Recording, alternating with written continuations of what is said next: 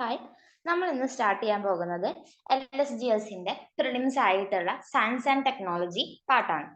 അപ്പം science and technology അതിന്റെ nature, അതുപോലെ തന്നെ സയൻസ് ആൻഡ് ടെക്നോളജി അതുകൊണ്ടുള്ള സ്കോപ്പ് എന്താണ്, അതിന്റെ റെലവൻസ് എന്താണ്, അതൊക്കെയാണ് ഇന്ന് ഡിസ്കസ് ചെയ്യാൻ വേണ്ടി പോകുന്നത്.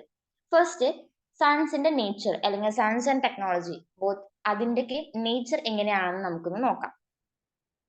സയന്റിഫിക് വേൾഡ് വ്യൂ, അതായത് സയൻസ് ആയാലും ടെക്നോളജി ആയാലും രണ്ടിനും ബേസിക് ബിലീവ്സ് ഉണ്ട്, അതുപോലെ തന്നെ ആറ്റിറ്റ്യൂഡ്സ് ഉണ്ട്. ഇപ്പം what they do, how they view there work, അതായത് അവരെന്തൊക്കെ കാര്യങ്ങൾ ചെയ്യുന്നു, അതുപോലെ തന്നെ അവരവരുടെ വർക്കിനെ എങ്ങനെ കാണുന്നു, അവരുടെ ആ ഒരു വർക്കിന്റെ വ്യൂ, അവരുടേതായിട്ടുള്ള വ്യൂ എന്താണ്, അല്ലെങ്കിൽ അവരുടേതായിട്ടുള്ള ആറ്റിറ്റ്യൂഡ് എന്താണ്, അതെല്ലാം ഓരോ സയന്റിസ്റ്റിന് വ്യത്യാസം ഉണ്ടായിരിക്കും. അത് അവർ ഷെയർ ചെയ്യുകയും ചെയ്യും. ഇപ്പൊ ഒരു സയന്റിസ്റ്റ് ചെയ്യുന്ന കാര്യം ഒരിക്കലും സീക്രട്ട് ആക്കി വെക്കില്ല, അതെല്ലാം ഷെയർ ചെയ്യും. അവരുടേതായിട്ടുള്ള വർക്ക് എന്താണോ അതും, പിന്നെ അവർ അതുകൊണ്ട് ഉദ്ദേശിക്കുന്ന അവരുടെ വ്യൂ പോയിന്റ്സ് ഒക്കെയും തന്നെ അവർ ഷെയർ ചെയ്യും. ഓക്കെ, അതാണ് സയൻസിന്റെ ഒരു ബേസിക്, അല്ലെങ്കിൽ സയൻസ് ആൻഡ് ടെക്നോളജിയുടെ ഒരു ബേസിക് രീതി എന്ന് പറയുന്നത്.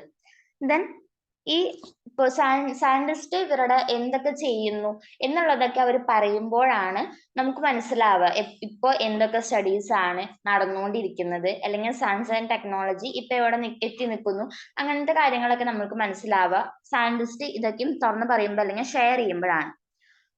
ഒട്ടുമിക്ക സയൻസിന്റെ ഇതുപോലെയുള്ള ന്യൂസും കാര്യങ്ങളൊക്കെ നമുക്ക് കിട്ടുന്നുണ്ട്. ഇപ്പൊ BB ന്യൂസ് ആയാലും ഇന്റർനാഷണലി അതൊക്കെ പബ്ലിഷ് ചെയ്യുന്നുണ്ട് ജേർണൽസിലെ, പിന്നെ ന്യൂസ് ആയിട്ടും വരുന്നുണ്ട്. പിന്നെ ഇപ്പൊ സയൻസ് എന്ന് പറയുമ്പോൾ സയൻസ് ആയാലും ടെക്നോളജി ആയാലും പണ്ട് വിചാരിച്ചിരുന്നത് സയന്റിസ്റ്റിന് എന്താണ് അറിയാം, അതാണ് സയൻസ്. അതായത് science is what the scientist new, അതായത് സയന്റിസ്റ്റിന് അറിയാവുന്ന കാര്യങ്ങളാണ് സയൻസ് എന്നാണ് പണ്ട് വിചാരിച്ചിരുന്നത്. പക്ഷെ ഇപ്പൊ അത് മാറി. ഇപ്പൊ എന്ന് വെച്ചിട്ടുണ്ടെങ്കിൽ സയന്റിസ്റ്റ് എന്താണ് ചെയ്യുന്നത്, അതാണ് സയൻസ്. അതായത് science is what scientist do. ഇപ്പൊ പണ്ടെന്ന് വെച്ചിട്ടുണ്ടെങ്കിൽ അവർക്ക് അറിയാവുന്നത് എന്തായിരുന്നു, അതായിരുന്നു സയൻസ് എന്നാണ് വിചാരിച്ചിരുന്നത്. ഇപ്പൊ എന്ന് വെച്ചിട്ടുണ്ടെങ്കിൽ അത് മാറി. ഇപ്പോഴത്തെ ട്രെൻഡ് അനുസരിച്ച് അവരെന്താണ് ചെയ്യുന്നത്, അതാണ് സയൻസ്. ഇപ്പൊ ചെയ്യുന്നതിനാണ് കൂടുതൽ പ്രാധാന്യം. ടെക്നോളജി സയൻസിന്റെ ബേസ്, രണ്ടിന്റെയും ബേസിസിലായാലും ചെയ്യുന്നത് എന്താണോ അതിനാണ് ഇപ്പോൾ relevance. Then world is understandable, അതായത് നമ്മുടെ വേൾഡിന്റെ നേച്ചറും കാര്യങ്ങളൊക്കെ അണ്ടർസ്റ്റാൻഡബിൾ ആണ്. Assumes that science is assumes that the universe is a vast single system in which basic rules are everywhere the same. അതായത് ഒരു എക്സാമ്പിൾ പറയാം. ഇപ്പം ഐൻസ്റ്റീന്റെ തലയിൽ ആപ്പിള് വീണു, അപ്പോഴാണ് എന്തുണ്ടായത്, ഇപ്പം നമുക്ക് ഗ്രാവിറ്റി ഉണ്ട്, അതൊക്കെ മനസ്സിലായത്. അപ്പൊ ഗ്രാവിറ്റി എന്ന് പറയുന്നത് കണ്ടുപിടിച്ചത് ഫോറിനിലാണ്. ഇപ്പൊ ഐസക് ന്യൂട്ടൺ എവിടെയാണ്, അവിടെയാണ് കണ്ടുപിടിച്ചത്. പക്ഷെ അത് ഇവിടെയും അപ്ലിക്കബിൾ ആണ്. ഇവിടെ മാത്രമല്ല, എല്ലായിടത്തും വേൾഡിൽ ഫുൾ അപ്ലിക്കബിൾ ആണ്. അപ്പൊ ഒരു സ്ഥലത്ത് കണ്ടുപിടിക്കുന്ന വല്ല എഫക്റ്റോ അല്ലെങ്കിൽ എന്തെങ്കിലും ബേസിക് ഐഡിയാസ്, ഫാക്ട്സ് ഒക്കെയും ഒരേപോലെയാണ് യൂണിവേഴ്സ് മൊത്തം. അതൊരു സ്പെസിഫിക് പ്ലേസിലൊന്നും നിൽക്കുന്ന കാര്യമല്ല. ദെൻ ആ റൂൾസ് ഒക്കെ എല്ലായിടത്തും സ്പ്രെഡ് ആണ്, എല്ലായിടത്തും ഒരുപോലെയാണ്. Knowledge gained from studying one fact of universe is applicable to other fact. അതായത് ഇപ്പം നമ്മൾ ഒരു കാര്യത്തെ കുറിച്ച് പഠിക്കുന്നു. ഇപ്പം ഫോർ എക്സാമ്പിൾ പറയുകയാണെങ്കിൽ ഐസക് ന്യൂട്ടന്റെ ഗ്രാവിറ്റി അല്ലെങ്കിൽ വേറെ ഏതെങ്കിലും ലോസ് ഒക്കെ നമ്മൾ ബേസ് ആയിട്ട് നമ്മൾ പഠിച്ചു വെക്കുകയാണ്. അത് യൂസ് ചെയ്തിട്ട് അതിന് മീതെ ടെക്നോളജീസ് ഇപ്പോൾ ഡെവലപ്ഡ് ആണ്. അപ്പൊ അതാണ് ഇത് മെയിൻ ആയിട്ടും പറയുന്നത് എക്സാമ്പിൾ. അതായത് ഒരു ഫാക്ട് ഇപ്പൊ കണ്ടുപിടിച്ചിട്ടുണ്ടെങ്കിൽ ആ ഒരു ഫാക്ടിനെ ബേസ് ചെയ്തുകൊണ്ട് പിന്നെയും ഒരുപാട് ഫാക്ട് ഉണ്ടാക്കാൻ പറ്റും എന്നാണ് പറയുന്നത്. പിന്നെ ഈ ഫാക്ട് എന്ന് പറയുമ്പോൾ ഇപ്പൊ സയന്റിഫിക് ഫാക്ടിന്റെ ഒരു പ്രത്യേകത, മേ ബി അത് ചേഞ്ചബിൾ ആണ്. ഫാക്ട് സത്യം പറഞ്ഞാൽ ചേഞ്ചബിൾ അല്ല, പക്ഷെ മേ ബി അത് ചേഞ്ചബിൾ ആണ്. അപ്പൊ നമ്മൾ എപ്പോഴും അപ് ടു ഡേറ്റ് ആയിട്ട് ഇരിക്കണം. അതാണ് സയൻസിന്റെ ഒരു നേച്ചർ എന്ന് പറയുന്നത്. ഇപ്പൊ സയൻസ് ഒരു ഫാക്ട് കുറെ നാൾ കഴിയുമ്പോൾ ചിലപ്പോൾ അത് അംഗീകരിക്കാതെ വരുമ്പോൾ നമ്മൾ എന്ത് ചെയ്യണം, നമ്മൾ അതുമായിട്ട് ഗോൺ ചെയ്യണം. അല്ലാതെ പഴയ ആ ഫാക്ടിനെയും പിന്നെയും പിടിച്ചുകൊണ്ടിരിക്കാൻ പാടില്ല. അതാണ് സയൻസിന്റെ ഒരു നേച്ചർ എന്ന് പറയുന്നത്. എപ്പോഴും ചേഞ്ച് ചെയ്തുകൊണ്ടേ ഇരിക്കും. സയൻസ് ആയാലും ടെക്നോളജി ആയാലും എപ്പോഴും ചേഞ്ച് ചെയ്തുകൊണ്ടിരിക്കും. ഇപ്പൊ ടെക്നോളജി ഫീൽഡിൽ നമ്മൾ നോക്കുകയാണെന്നുണ്ടെങ്കിൽ ഒരുപാട് ഇപ്പം എക്സ്റേ എടുക്കാം. ഇപ്പൊ എക്സ്റേ എടുക്കുന്ന മെഷീന് പണ്ടുണ്ടായിരുന്ന മെഷീനും ഇപ്പൊ ഉള്ള മെഷീനും തമ്മിൽ ഒരുപാട് വ്യത്യാസമുണ്ട്. എന്ന് വിചാരിച്ച് പണ്ടുണ്ടായിരുന്ന മെഷീൻസ് നമ്മൾ അങ്ങനെ കൈപിടിച്ച് വെക്കല. പുതിയ പുതിയ മെഷീൻസ് വന്നപ്പോൾ അതിലോട്ട് എന്ത് ചെയ്തു, സ്വിച്ച് ചെയ്തു. അങ്ങനെയാണ് വേണ്ടത്. അപ്പൊ സയൻസ് ആയാലും ടെക്നോളജി ആയാലും അതെപ്പോഴും ചേഞ്ച് ചെയ്യുന്നുണ്ട്, മോഡിഫൈ ചെയ്യുന്നുണ്ട്. ഫാക്ട്സ് ആയാലും പ്രിൻസിപ്പിൾസ് ആയാലും ഒക്കെ മാറാനുള്ള സാധ്യതയുണ്ട്. അതാണ് സയൻസിന്റെ ഒരു ബേസിക് നേച്ചർ എന്ന് പറയുന്നത്. അപ്പൊ ഇത് ചേഞ്ച് ചെയ്യുന്നതനുസരിച്ച് നമ്മളും എന്ത് ചെയ്യണം, നമ്മുടെ നോളജ് ചേഞ്ച് ചെയ്യണം. നമ്മൾ പുതിയ പുതിയ നോളജ് എപ്പോഴും ഗെയിൻ ചെയ്തുകൊണ്ടേയിരിക്കണം. അതാണ് സയൻസിന്റെ ഒരു നേച്ചർ എന്ന് പറയുന്നത്. Then the same principle R applied എവരിവർ. അതായത് ഒരു സ്ഥലത്ത് കണ്ടുപിടിച്ചിട്ടുള്ള ഒരു പ്രിൻസിപ്പിൾ, ഇപ്പം മെന്റലീവ് കണ്ടുപിടിച്ചത് എന്താണ്, ഇപ്പം ജനറ്റിക് പ്രിൻസിപ്പിൾസ് ആണ്, ജനറ്റിക്സിലുള്ള കുറെ പ്രിൻസിപ്പിൾസ് ആണ്. അപ്പൊ അത് ഇപ്പം മെന്റലീവ് എവിടെയാണ് ജീവിക്കുന്നത് അവിടെ മാത്രമല്ല അപ്ലിക്കബിൾ, അത് യൂണിവേഴ്സ് ഫുൾ അപ്ലിക്കബിൾ ആണ്. ഓക്കെ, അതാണ് അതിനൊരു example. Then scientific ideas are subject to change. അതാണ് ഞാൻ ഓൾറെഡി പറഞ്ഞിട്ടുണ്ടായിരുന്നത്. സയൻസ് എന്ന് പറയുന്നത് അതിന്റെ ideas, facts may be changeable ആണ്. സോ അതായിട്ട് നമ്മൾ എന്ത് ചെയ്യണം, ഒത്തുപോകണം. ഇപ്പം ഫാക്ട്സ് ഒരിക്കലും ചേഞ്ച് ചെയ്യുന്നതല്ല. കുറെയൊക്കെ കഴിഞ്ഞ് അതിനെക്കുറിച്ച് സ്റ്റഡി ഒക്കെ കഴിഞ്ഞ് വരുമ്പോഴാണ് അതൊരു ഫാക്ട് ആയിട്ട് മാറുന്നത്. But there will be chances to change. അപ്പൊ നമ്മൾ അതായിട്ട് എന്ത് ചെയ്യണം, ഗോ ഓൺ ചെയ്യണം. Science is the process four producing knowledge. Knowledge produce ചെയ്യാനുള്ള ഒരു പ്രോസസ്സാണ് സയൻസ്. സയൻസ് ഒരു പ്രോസസ്സ് മാത്രമല്ല, അത് പ്രോഡക്റ്റ് കൂടെയാണ്. അത് കുറച്ചും കൂടി കഴിയുമ്പോൾ നമ്മൾ ഡീറ്റെയിൽ ആയിട്ട് പറയും. Then change in knowledge is inevitable. അതായത് സയൻസ് പഠിക്കുന്ന ഒരാൾ അല്ലെങ്കിൽ സയൻസിന്റെ ഒരു നേച്ചർ എന്ന് പറയുന്നത് ചേഞ്ച് ഇന്നവൈറ്റബിൾ ആണ്. നമ്മൾ ഒരു കാര്യം പഠിച്ചു, അത് കുറെ നാൾ കഴിയുമ്പോൾ അത് ട്രഡീഷണൽ ആയിട്ട് മാറും. അപ്പൊ എന്ത് ചെയ്യണം, നമ്മൾ പുതിയ പുതിയ കാര്യങ്ങൾ പഠിക്കണം, കൺവെൻഷണൽ കാര്യങ്ങളൊക്കെ മാറ്റി നിർത്തണം. അങ്ങനെയാണ് സയൻസിന്റെ ഒരു നേച്ചർ എന്ന് പറയുന്നത്. അതുപോലെ in science the testing, improving, occasional discarding of theories. അതായത് തിയറീസ് ആയാലും, ഇപ്പോ ഫോർ എക്സാമ്പിൾ ലാമാർക്കിന്റെ ഒരു തിയറിയാണ് യൂസ് ആൻഡ് ഡിസ്യൂസ്. അതായത് ഇപ്പം ജിറാഫിന്റെ കഴുത്തിന്റെ കാര്യം പറഞ്ഞിട്ടുണ്ടായിരുന്നു. അപ്പം ഇത് ജിറാഫ് ഇങ്ങനെ ആദ്യം ഹെർബ്സിനെയാണ് കഴിച്ചിരുന്നത്. അപ്പൊ ഹെർബ്സ് എല്ലാം വാനിഷ് ആയി പോയപ്പോൾ അല്ലെങ്കിൽ എലിമിനേറ്റഡ് ആയി പോയപ്പോൾ അവര് ഷ്രബ്സിനെ കഴിക്കാൻ തുടങ്ങി, പിന്നെ ട്രീസ് കഴിക്കാൻ തുടങ്ങി, ട്രീസിലെ ലീഫൊക്കെ കഴിക്കാൻ തുടങ്ങി. അങ്ങനെയാണ് അവരുടെ നെക്ക് വലുതായതെന്നാണ് ലാമാർക്കിസം പറഞ്ഞത്, അതായത് യൂസ് ആൻഡ് ഡിസ്യൂസ് തിയറിയിൽ. ബട്ട് ആ തിയറി എന്ന് വെച്ചിട്ടുണ്ടെങ്കിൽ ഇപ്പം ഇവര് എന്ത് ചെയ്തു, വേറെ സയന്റിസ്റ്റ് എല്ലാവരും കൂടിയിട്ട് ഒരു മൗസിൽ ഒരു എക്സ്പെരിമെന്റ് നടത്തി. അതായത് മൗസിന്റെ വാല് മുറിച്ചു കളഞ്ഞിട്ട് ഇവരെ തമ്മിൽ ബ്രീഡ് ചെയ്യിപ്പിച്ചു. ബ്രീഡ് ചെയ്യിപ്പിച്ചാലും വീണ്ടും ഇവർക്ക് എന്തുണ്ട്, വാല് വരുന്നുണ്ട്. പക്ഷെ ഇവരുടെ പാരന്റ്സിന് വാലില്ല. ഇനി അവരുടെയും വാല് മുറിച്ചു കളഞ്ഞ് പിന്നെയും ബ്രീഡ് ചെയ്യിപ്പിച്ചു. അപ്പൊ പിന്നെയും ജനിക്കുന്ന മൗസിൻ എന്ന് പറയുന്നതിന് വാലുണ്ട്. അപ്പൊ ഈ യൂസ് ആൻഡ് ഡിസ്യൂസ് എന്ന് പറയുന്ന തിയറി അതിന് വാല്യൂ ഇല്ല എന്നുള്ളത് മനസ്സിലാക്കിയത് ഇവരുടെ ഈ ഒരു എന്താണ് എക്സ്പെരിമെന്റ് വഴിയാണ്. ദെൻ വേറെ എന്തെങ്കിലും എക്സാമ്പിൾസ് ഈ ഒരു തിയറി അല്ലെങ്കിൽ തിയറീസ് ഡിസ്കാർഡ് ചെയ്തതിന് പറയാൻ പറ്റുമോ?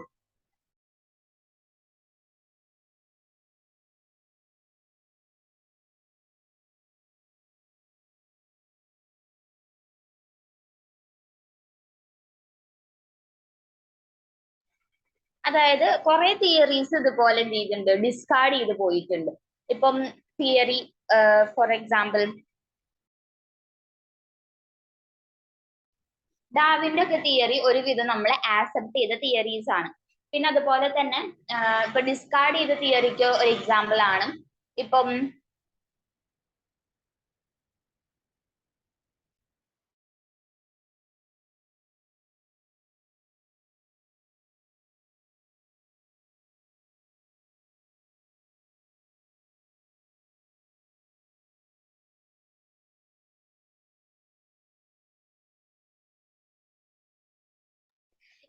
ഒരു തിയറിയാണ്, അതായത് നമ്മൾ വേറെ ഏതെങ്കിലും പ്ലാനറ്റിൽ നിന്നാണ് ലൈഫ് ഈ എർത്തിലോട്ട് വന്നിട്ടുള്ളത്.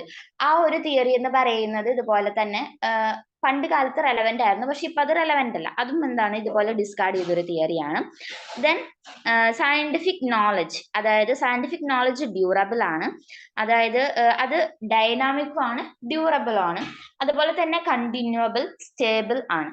കണ്ടിന്യൂവബിൾ ആണ്, അതായത് സയന്റിഫിക് നോളജ് ഒരു പ്ലേസിൽ വന്ന് നിൽക്കില്ല, അല്ലെങ്കിൽ ഒരു ഡ്യൂറേഷനിൽ വന്ന് നിൽക്കില്ല, അത് പിന്നെയും കണ്ടിന്യൂ ചെയ്തു പോകും. അതുപോലെ തന്നെ സ്റ്റേബിൾ ആണ്. ഇപ്പൊ സയൻസ് എന്തെങ്കിലും ഒരു നോളജ് പറഞ്ഞിട്ടുണ്ടെങ്കിൽ അത് സ്റ്റേബിൾ ആയിരിക്കും. കാരണം അതിനത്രയും എവിഡൻസും എക്സ്പെരിമെന്റ്സും കൊടുത്തിട്ടാണ് സയൻസ് ഒരു നോളജ് അല്ലെങ്കിൽ ഒരു ഫാക്ട് കൊണ്ടുവരുന്നത്. അപ്പൊ അത് അത്രയും സ്റ്റേബിൾ ആണ്. ദെൻ ബട്ട് സ്റ്റേബിൾ ആണെങ്കിൽ കൂടി അതിൽ ഒരുപാട് വ്യത്യാസങ്ങൾ വരാനുള്ള സാധ്യതയും ഉണ്ട്. Science cannot provide complete answer to all questions. സയൻസിന് ഒരിക്കലും എല്ലാ ക്വസ്റ്റ്യൻസിനും കംപ്ലീറ്റ് ആൻസർ പ്രൊവൈഡ് ചെയ്യാനായിട്ട് പറ്റുന്നില്ല. അതായത് ഇപ്പം for example miracles, Fortune telling, astrology, superstitions, ഇതൊക്കെയും തന്നെ നമ്മൾ വിശ്വസിക്കുന്ന കുറെ കാര്യങ്ങളാണ്. ഈ സൂപ്പർസ്റ്റിഷ്യൻസും അതുപോലെ ഫോർച്യൂൺ ടെല്ലിംഗും മിറാക്കിൾസ്, ആസ്ട്രോളജി, അതെല്ലാം. പക്ഷെ അതിനൊന്നും അത് ഇപ്പോ അപ്രൂവ്ഡ് ആണോ ഡിസപ്രൂവ്ഡ് ആണോ അല്ലെങ്കിൽ പ്രൂവ്ഡ് ആണോ, ഇതൊന്നും എന്ത് ചെയ്യാൻ പറ്റിയിട്ടില്ല, സയൻസിന് ഒരു കറക്റ്റ് ആൻസർ കൊടുക്കാനായിട്ട് പറ്റിയിട്ടില്ല. No means to settle issues concerning good and evil. അതായത് ഗുഡ് ഈവിൾ ആ ഒരു കോൺസെപ്റ്റിനെ പോലും സയൻസിനെ എക്സ്പ്ലെയിൻ ചെയ്യാൻ പറ്റിയിട്ടില്ല. അപ്പൊ സയൻസ് എന്ന് പറയുന്നതിന് എല്ലാത്തിനും ഇതുവരെയായിട്ട് ആൻസർ കണ്ടുപിടിക്കാൻ പറ്റിയിട്ടില്ല, കംപ്ലീറ്റ് ആൻസർ കണ്ടുപിടിക്കാൻ പറ്റിയിട്ടില്ല. But there are some bits of knowledge. Okay, then scientific inquiry. അത് ഫണ്ടമെന്റലി വാരിയസ് സയന്റിഫിക് ഡിസിപ്ലിൻസ് ഉണ്ട്. അതായത് വാരിയസ് സയന്റിഫിക് ഡിസിപ്ലിൻസ് ഉണ്ട്. അതായത് ഇപ്പൊ biotechnology, microbiology, biology, physics, chemistry, astronomy, പിന്നെ അതുപോലെ ആസ്ട്രോളജി, ദെൻ സൈക്കോളജി, അങ്ങനെ ഒരുപാട് ഡിസിപ്ലിൻസ് ഉണ്ട്.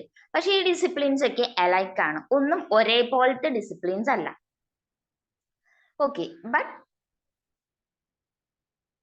scientists differ greatly from one another, especially in the way they work. അതായത് ഇപ്പം ഒരു സൈക്കോളജിസ്റ്റ് അതുപോലെ ആയിരിക്കില്ല ഒരു ബയോളജിസ്റ്റ്, അല്ലെങ്കിൽ ഒരു സൈക്കോളജിസ്റ്റിനെ പോലെ ആയിരിക്കില്ല ഒരു എക്കണോമിസ്റ്റ്. അത് അവരുടെ വ്യൂസിലും എല്ലാ കാര്യങ്ങളും അവരുടെ വേ ഓഫ് വർക്കിലും എല്ലാത്തിലും വ്യത്യാസങ്ങൾ ഉണ്ടായിരിക്കും. പിന്നെ അതുപോലെ തന്നെ investigation is described as a mode of inquiry. ഇപ്പം സയൻസിന്റെ ഒരു നോളജ് അല്ലെങ്കിൽ ഒരു ഫാക്ട് ഉണ്ടാക്കുന്നത് മോഡ് ഓഫ് ഇൻക്വയറി, ആ ഒരു മെത്തേഡ് യൂസ് ചെയ്തിട്ടാണ് അവർ ഇൻവെസ്റ്റിഗേറ്റ് ചെയ്യുന്നത് അല്ലെങ്കിൽ ഒരു നോളജ് ഫാക്ട് ക്രിയേറ്റ് ചെയ്യുന്നത്. മോഡ് ഓഫ് ഇൻക്വയറി, അതായത് കണ്ടുപിടിക്കുകയാണ്. ഇൻക്വയറി കുറെ ക്വസ്റ്റ്യൻസ് അവരുടെ ഉള്ളിൽ തന്നെ തോന്നും, അപ്പൊ അതിനുള്ള കാര്യങ്ങളൊക്കെ ഇങ്ങനെ ഡിസ്കവർ ചെയ്തുകൊണ്ടിരിക്കുകയാണ്. അങ്ങനെയാണ് അവർ ഒരു ഫാക്ട് കണ്ടുപിടിക്കുന്നത്. ദെൻ തിങ്കിങ് സയന്റിഫിക്കലി, അതായത് ഇപ്പൊ അവര് തിങ്ക് ചെയ്യുന്നത് ഒരിക്കലും മിത്ത് അല്ലെങ്കിൽ സൂപ്പർസ്റ്റിഷ്യൻ ബേസ്ഡ് ആയിരിക്കില്ല, അവര് തിങ്ക് ചെയ്യുന്നത് സയന്റിഫിക്കലി ആയിരിക്കും. ഇപ്പൊ സയന്റിഫിക്കലി എന്ന് വെച്ചിട്ടുണ്ടെങ്കിൽ അതിനൊരു എക്സാമ്പിൾ ഇപ്പൊ എക്സ്പെരിമെന്റ് ചെയ്തിട്ട് അല്ലെങ്കിൽ പിന്നെ എവിഡൻസ് കിട്ടിയിട്ട് അങ്ങനെയൊക്കെയാണ് സയന്റിസ്റ്റ് എന്ത് ചെയ്യുന്നത്, തിങ്ക് ചെയ്യുന്നത് scientifically. Then science demands evidence. ഇപ്പൊ സയൻസിന് വേണ്ട ഒരു ഇമ്പോർട്ടന്റ് കാര്യമാണ് എവിഡൻസ്. എവിഡൻസ് ഉണ്ടെങ്കിലാണ് സയൻസ് തിയറീസ് ആയാലും എന്തായാലും അപ്രൂവ് ചെയ്യുള്ളൂ. എവിഡൻസ് ഇല്ലാത്ത ഒരു കാര്യത്തിനും എന്ത് ചെയ്യില്ല, സയൻസ് അപ്രൂവൽ കൊടുക്കില്ല. അപ്പൊ ഈ എവിഡൻസ് എന്ന് ഉദ്ദേശിക്കുന്നത് may be observations, direct observations ആകാം, എക്സ്പെരിമെന്റ്സ് ആകാം, അവരുടെ കളക്ട് ചെയ്ത് വെച്ച ഡാറ്റാസ് ആകാം. എന്തായാലും എവിഡൻസ് ഉണ്ടെങ്കിൽ മാത്രമാണ് സയൻസിൽ ആ ഒരു തിയറിക്കായാലും പ്രിൻസിപ്പിൾസിനായാലും ഒരു പ്ലേസ് അവർ കൊടുക്കുള്ളൂ. അല്ലാത്തതെല്ലാം ഡിസ്കാർഡ് ചെയ്യാണ് ചെയ്യുന്നത്. Okay, scientist observe passively, make collections and actively probe the world. അതായത് സയന്റിസ്റ്റ് എപ്പോഴും ഏത് നേരവും ഒബ്സർവ് ചെയ്തുകൊണ്ടിരിക്കും, അതുപോലെ തന്നെ ഓരോ ഡാറ്റാസ് കളക്ട് ചെയ്തുകൊണ്ടിരിക്കും. അങ്ങനെയാണ് അവർ വേൾഡിനെ പ്രോബ് ചെയ്യുന്നത് അല്ലെങ്കിൽ വേൾഡിനെ കുറിച്ച് മനസ്സിലാക്കുന്നത്. അവരുടെ എവിഡൻസ് യൂസ് ചെയ്തിട്ടാണ് അവർ തിയറീസ് ഫോം ചെയ്യുന്നുള്ളൂ. ഒരിക്കലും എവിഡൻസ് എക്സ്പെരിമെന്റ്സോ ഇല്ലാതെ ഒരിക്കലും അവര് എന്ത് ചെയ്യുന്നില്ല, തിയറീസ് ഒന്നും ഫോം ചെയ്യുന്നില്ല. പണ്ടൊക്കെ എന്ന് പറയുമ്പോൾ ഇപ്പം ഈ ലാമാക്കിന്റെ കേസിലൊക്കെ ഇവര് ഇമാജിനേഷൻ ചെയ്തിട്ടാണ് ഓരോ കാര്യങ്ങളും തിയറീസും എഴുതിയിരുന്നത്. അതാണ് അവരുടെ ഡ്രോബാക്ക് എന്ന് പറയുന്നത്. ഇതിനൊന്നും പ്രൂഫ് ഉണ്ടായിരുന്നില്ല. പക്ഷെ ഈ ഡാവിന്റെ കേസ് എന്ന് പറയുമ്പോൾ ഡാവിൻ ഫിഞ്ചസ് ഉണ്ട്, അതായത് 14 ഐലാൻഡ്സിലെ പല പല ഫിഞ്ചസിനെ കാണുന്നത്. അപ്പൊ അതിനൊക്കെ എന്ന് പറയുമ്പോൾ ഡയറക്റ്റ് ഒബ്സർവേഷൻ വഴി എന്തുണ്ട്, അതിനൊക്കെ എവിഡൻസ് ഉണ്ട്. പക്ഷെ ലാമാക്കിന്റെ കേസിൽ എവിഡൻസ് ഉണ്ടായിരുന്നില്ല. അതുകൊണ്ടാണ് എവിഡൻസ് ഇല്ലാത്തതിനെ തള്ളുന്നതും. പിന്നെ അതുപോലെ എവിഡൻസ് ഇല്ലാത്തതുകൊണ്ട് മാത്രമല്ല ലാമാക്കിന്റെ തിയറീനെ ഡിസ്കാർഡ് ചെയ്തത്. ഈ വേറെയും കുറെ സയന്റിസ്റ്റ് അതിന് എങ്ങാനും വാല്യുബിൾ ആണോ എന്നുള്ളത് പരിശോധിക്കാൻ വേണ്ടി കുറെ എക്സ്പെരിമെന്റ്സ് ചെയ്തു. ആ എക്സ്പെരിമെന്റ്സിലും അതെന്ത് ചെയ്തു, അല്ല എന്നുള്ളത് മനസ്സിലായപ്പോഴാണ് ഈ ഒരു ലാമാക്കിന്റെ തിയറി എലിമിനേറ്റ് ചെയ്തത്. അപ്പം പണ്ടുള്ള തിയറി എന്ന് പറയുന്നത് ചിലതൊക്കെ ഇമാജിനേഷൻ ആയിരുന്നു. ബട്ട് ചില സയന്റിസ്റ്റ് ഇങ്ങനെ എക്സ്പെരിമെന്റ് ചെയ്യുന്നതനുസരിച്ച് ചിലതൊക്കെ എന്ത് ചെയ്തു, വിത്ത്സ്റ്റാൻഡ് ചെയ്തു. ബട്ട് ചിലതൊക്കെ എലിമിനേറ്റ് ആയി പോയി. Then science is a blend of logic and imagination. Science എന്ന് പറയുന്നതിൽ ഫുൾ ലോജിക് ഇമാജിനേഷനും കൂടിയിട്ടാണ്. ഓക്കെ. അതായത് സയന്റിസ്റ്റ് പണ്ട് ലോജിക് ബേസിലാണ് എല്ലാ തിയറീസ് എഴുതുന്നത്. അതുപോലെ തന്നെ ചില തിയറീസ് ഒക്കെയും അവർ ഇമാജിൻ ചെയ്തിട്ട് എഴുതുന്നതുണ്ട്. ഇപ്പൊ ലാമാക്കിന്റെ കേസിൽ ഈ ഒരു യൂസ് ആൻഡ് ഡിസ്യൂസ് തിയറി എന്ന് പറയുന്നത് ലാമാക്ക് ഇമാജിനേറ്റ് ചെയ്ത് എഴുതിയതാണ്. അതിന് പ്രത്യേകിച്ച് എവിഡൻസ് ഒന്നും അന്ന് ഉണ്ടായിരുന്നില്ല. Then scientists tend to agree about the principles of logical reasoning that connect evidences and assumptions with conclusion. അതായത് ഇവര് മെയിൻ ആയിട്ട് നോക്കുന്നത് ലോജിക്കൽ റീസണിങ് ആണ്. ലോജിക്കൽ റീസണിങ് ആ ഒരു എബിലിറ്റി വെച്ചിട്ടാണ് ഇവര് തിയറീസും കാര്യങ്ങളും കൊണ്ടുവരുന്നത്.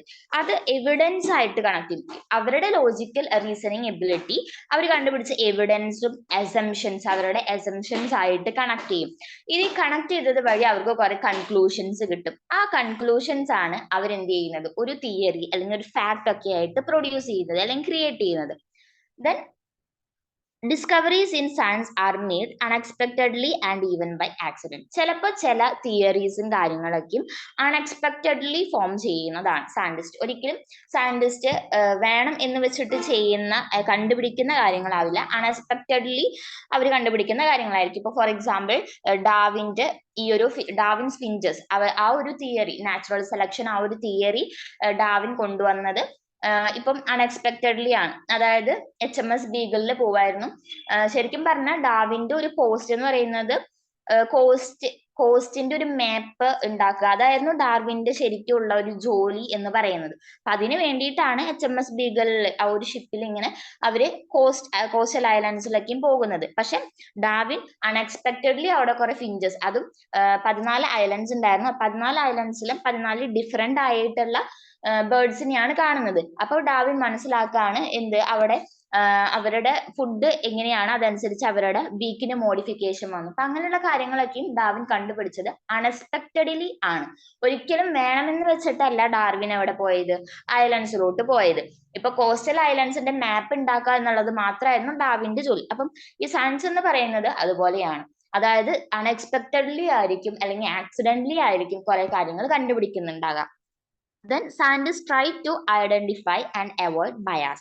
അതായത് സയന്റിസ്റ്റ് ഐഡന്റിഫൈ ചെയ്യുന്നതും അതുപോലെ തന്നെ ക്രിയേറ്റ് ചെയ്യുന്നതും ഐഡിയാസ് ഒക്കെ ക്രിയേറ്റ് ചെയ്യുന്നത് ബയാസ് ഒഴിവാക്കിയിട്ടാണ്. ഇപ്പൊ ബയാസ് എന്ന് ഉദ്ദേശിക്കുന്നത് ഒരു മുൻധാരണ, അതായത് ഇന്ന കാര്യങ്ങൾ ഇങ്ങനെ നടക്കൂ എന്നുള്ളത് ചിലർക്കെങ്കിലും ഉണ്ടാകുന്ന ഒരു ബേസിക് ക്യാരക്ടർ ആകാം.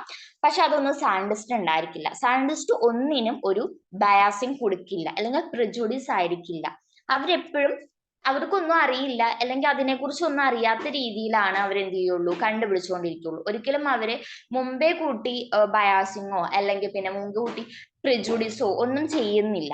Okay. Then scientific enterprise. Science as an enterprise has individual, social, institutional dimensions. അതായത് സയൻസ് എന്ന് പറയുമ്പോൾ അതിന് ഇൻസ്റ്റിറ്റ്യൂഷണൽ, ഇൻഡിവിജ്വൽ, സോഷ്യൽ ഡയമെൻഷൻസ് ഉണ്ട്.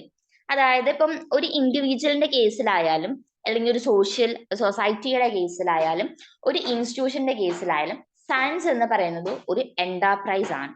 Okay, scientific activity is one of the main features of the contemporary world and distinguishes our times from earlier centuries.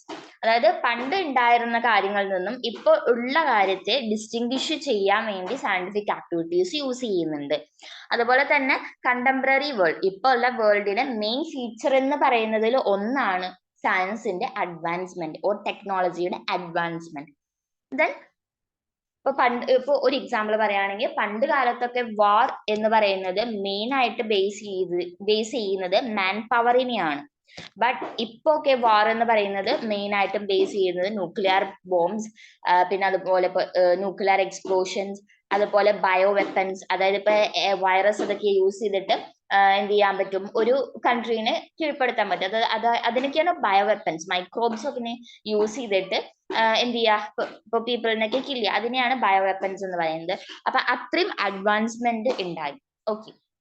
Then science is a complex social activity. Science എന്ന് പറയുന്നത് ഒരു complex ആയിട്ടുള്ള social ആക്ടിവിറ്റിയാണ്. Scientific work involves many individual working at different parts of the world. Scientific work എന്ന് പറയുന്നത് different parts of വേൾഡിലെ ഓരോ individuals ചെയ്യുന്ന work മൊത്തത്തിലാണ് scientific work എന്ന് പറയുന്നത്. അല്ലാതെ ഇപ്പം ചൈനയിൽ ഒരാൾ ഒരു സംഭവം കണ്ടുപിടിച്ചു, അപ്പൊ അതിനെ ഒരിക്കലും സയൻസ് എന്ന് പറയില്ല. സയൻസ് എന്ന് പറയുമ്പോൾ എന്ത് ചെയ്യണം, world full different parts of വേൾഡിലെ ആ ഒരു വർക്കിനെ പറ്റി അറിയണം. അപ്പൊ അതിനെയാണ് സയന്റിഫിക് വർക്ക് എന്ന് പറയുന്നത്. അല്ലാത്തതൊക്കെയും ഇപ്പൊ സീക്രട്ട് ആയിട്ടുള്ള കണ്ടുപിടുത്തലും കാര്യങ്ങളായിരിക്കും. Then as A social activity, science inevitably reflect social values. ഇപ്പം ഒരു സയൻസ് എന്ന് പറയുന്നത് സയൻസ് മാത്രമല്ല, അതൊരു സോഷ്യൽ വാല്യൂസും കൂടി റിഫ്ലക്ട് ചെയ്യുന്നുണ്ട്.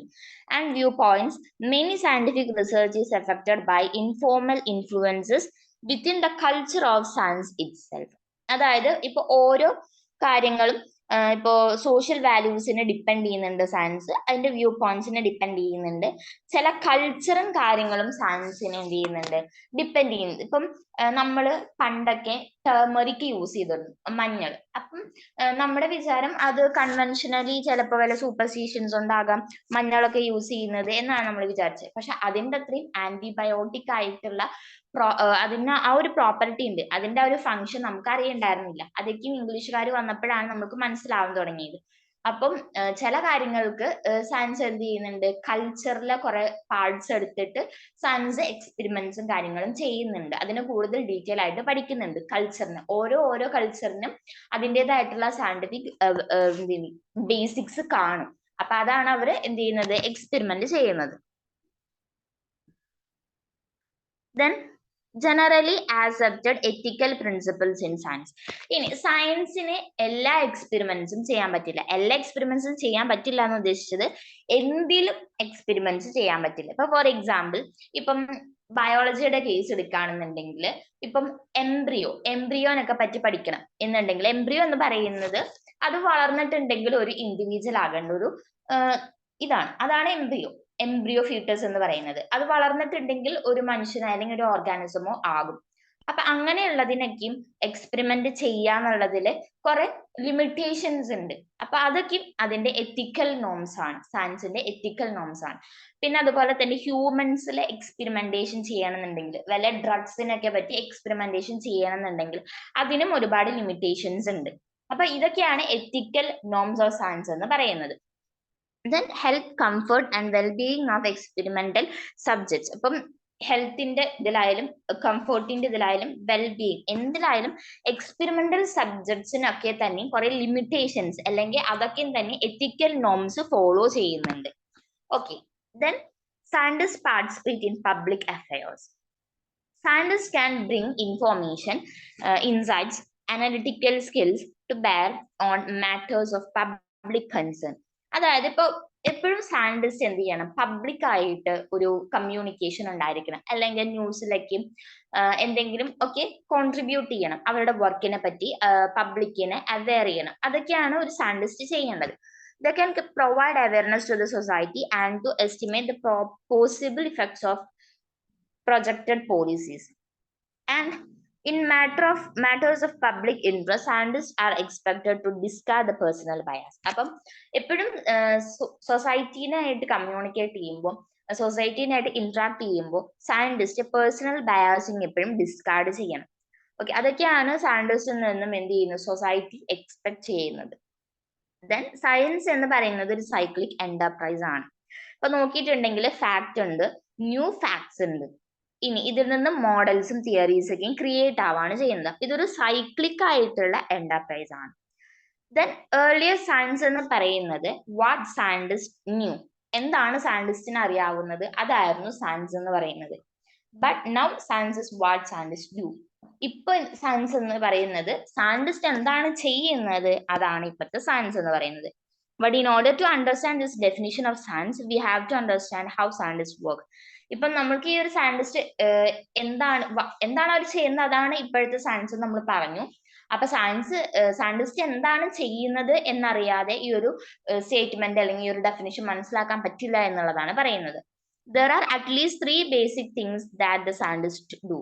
അതായത് ഒരു സയന്റിസ്റ്റ് ചെയ്യേണ്ട 3 കാര്യങ്ങളുണ്ട്. ഒന്ന്, സയന്റിസ്റ്റ് മേക്ക് ഡിസ്ക്രിപ്ഷൻസ്. അപ്പൊ അവർക്ക് എന്തെങ്കിലും ഒരു കാര്യത്തിനെ പറ്റി ഒരു ഡൗട്ട് അല്ലെങ്കിൽ വല്ല പുതിയ ഇഫക്ട്സും തിയറീസ് ഒക്കെയും ഫോം ചെയ്യുന്ന സമയത്ത് അവർ ഏറ്റവും ഫസ്റ്റ് ഡിസ്ക്രിപ്ഷൻ എഴുതണം. ഓക്കെ, ഡിസ്ക്രിപ്ഷൻ എഴുതണം. അപ്പം ഒരു എക്സാമ്പിൾ ആണ് under what circumstances planets R revolving. എങ്ങനെയാണ് പ്ലാനറ്റ്സ് റിവോൾവ് ചെയ്യുന്നത്, അപ്പൊ അതൊരു ഐഡിയ ആണ്. അപ്പൊ അതിനെ കുറിച്ച് അവർ ആദ്യം ഡിസ്ക്രിപ്ഷൻ എഴുതണം. സയന്റിഫിക് മെത്തേഡിൽ, സൂപ്പർസ്റ്റിഷൻ ബേസിലല്ല, സയന്റിഫിക് മെത്തേഡിൽ. Then scientist make explanations. അത് കഴിഞ്ഞിട്ട് സയന്റിസ്റ്റ് എന്ത് ചെയ്യണം, എക്സ്പ്ലനേഷൻസ് ഉണ്ടാക്കണം. അതായത് റീസൺ ഓർ വൈ, എങ്ങനെയാണ്, എന്തുകൊണ്ടാണ്, റീസൺ, അതാണ് എക്സ്പ്ലനേഷൻസിൽ എഴുതേണ്ടത്. For example, to explain why water evaporates from an open dish requires knowledge about the physical structure of water. അതായത് ഇപ്പോൾ വാട്ടർ എങ്ങനെയാണ് ഇവാപ്പറേറ്റ് ചെയ്യുന്നത്, ഒരു ഓപ്പൺ ഡിഷിൽ നിന്നും വാട്ടർ എങ്ങനെ ഇവാപ്പറേറ്റ് ചെയ്യുന്നു, അപ്പൊ അതിനെക്കുറിച്ച് മനസ്സിലാക്കണം എന്നുണ്ടെങ്കിൽ ഫിസിക്കൽ സ്ട്രക്ചർ ഓഫ് വാട്ടർ അറിഞ്ഞിരിക്കണം. അപ്പൊ അതിനെക്കുറിച്ച് എക്സ്പ്ലെയിൻ ചെയ്ത് എഴുതുക. അതുപോലെ the nature of molecular action, capacity of air to hold water molecule, behaviour of water molecule when heat energies increase and the like. അതായത് ഇത്രയും കാര്യങ്ങൾ എക്സ്പ്ലനേഷനിൽ എഴുതിയിട്ടുണ്ടാകണം എന്നാണ് പറയുന്നത്. എന്തിനെ കുറിച്ച് സ്റ്റഡി ചെയ്യുമ്പോൾ, why water evaporates from open dish, എന്തുകൊണ്ട് ഓപ്പൺ ഡിഷിൽ നിന്നും വാട്ടർ ഇവാപ്പറേറ്റ് ചെയ്യുന്നു, അപ്പൊ അതിന് വേണ്ടിയിട്ട് ഇത്രയും കാര്യങ്ങൾ എന്ത് ചെയ്യണം, എക്സ്പ്ലനേഷൻ ആയിട്ട് എഴുതണം. Then scientist make predictions. ഇനി ഇതിൽ നിന്നുമാണ് സയന്റിസ്റ്റ് എന്ത് ചെയ്യുന്നത്, പ്രിഡിക്ഷൻ ഉണ്ടാക്കുന്നത്. ഏറ്റവും ഫസ്റ്റ് ഡിസ്ക്രിപ്ഷൻ എഴുതി, പിന്നെ എന്ത് ചെയ്തു, എക്സ്പ്ലനേഷൻ എഴുതി, ദെൻ അതിൽ നിന്നും പ്രിഡിക്ഷൻ. അതായത് ഇപ്പം പുതിയ ഇപ്പോൾ എക്സ്പ്ലനേഷനും ഡിസ്ക്രിപ്ഷനും ഒക്കെ എഴുതിയത് വഴി ഈ സയന്റിസ്റ്റിന് തോന്നുന്ന കാര്യങ്ങൾ എന്ന് വെച്ചിട്ടുണ്ടെങ്കിൽ അവർ അതിൽ നിന്നും കൺക്ലൂഡ് ചെയ്തെടുത്ത, ഇന്റർപ്രറ്റ് ചെയ്തെടുത്ത കാര്യങ്ങൾ, അതാണ് എന്ത് ഇപ്പം കൺക്ലൂഷനിൽ വരുന്നത്. ഓക്കെ, അതാണ് ലാസ്റ്റ് പ്രിഡിക്ഷൻ ആയിട്ട് എഴുതുന്നത്. For example, observe water in an open dish evaporates faster when wind is blown over it. അതായത് അതിന്റെ ഇപ്പൊ ഓപ്പൺ ചെയ്ത് വെച്ചിട്ടുള്ള ഡിഷിൽ നിന്റെ മുകളിൽ കൂടെ ഇപ്പം കാറ്റടിക്കുകയാണെന്നുണ്ടെങ്കിൽ പെട്ടെന്ന് ഇവാപ്പറേഷൻ നടക്കാനുള്ള സാധ്യതയുണ്ട്. We may predict that it will also evaporate faster when placed near a warm heater. അതായത് നമുക്ക് അതിൽ നിന്നും എന്ത് പ്രിഡിക്റ്റ് ചെയ്യാൻ പറ്റും, വാം ഹീറ്ററിന്റെ അടുത്ത് വെച്ചിട്ടുണ്ടെങ്കിൽ ഇവാപ്പറേഷൻ ഫാസ്റ്റർ ആയിട്ട് നടക്കാം. അപ്പൊ അതെന്ത് ചെയ്യാൻ പറ്റും, പ്രിഡിക്റ്റ് ചെയ്യാൻ പറ്റും. അപ്പൊ ഇങ്ങനെയുള്ളതാണ് പ്രിഡിക്ഷനിൽ വരുന്നത്. ഇതാണ് 3 ബേസിക് ആയിട്ടുള്ള കാര്യങ്ങൾ സയന്റിസ്റ്റ് ചെയ്യുന്നത്.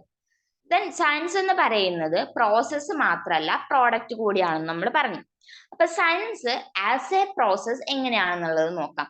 അതായത് സയൻസിൽ വരുന്ന ബേസിക് പ്രോസസ്സുകൾ, കളക്ഷൻ ഓഫ് ഡാറ്റ കളക്ട് ചെയ്യാം. ദെൻ അനാലിസിസ് ഓഫ് ഡാറ്റ, ആ കളക്ട് ചെയ്ത ഡാറ്റനെ അനലൈസ് ചെയ്യാം. Then synthesis of data, synthesise ചെയ്യാം. ദെൻ ഇവാലുവേഷൻ ഓഫ് ഡാറ്റ, അതിൽ നിന്നും ഇവാലുവേറ്റ് ചെയ്യുക, സിന്തസൈസ് ചെയ്തതിൽ നിന്നും ആ ഡാറ്റനെ ഇവാലുവേറ്റ് ചെയ്യുക.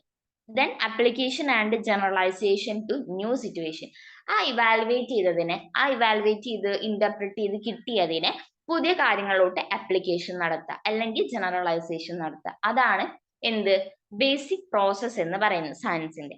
ഇനി ചില പ്രോസസ് സ്കിൽസ് ഉണ്ട്. ഇത്രയും പറഞ്ഞത് പ്രോസസ് ആണ്. ഈ പ്രോസസ് ചെയ്യാൻ വേണ്ടുന്ന സ്കിൽസ് ആണ് അടുത്തത്.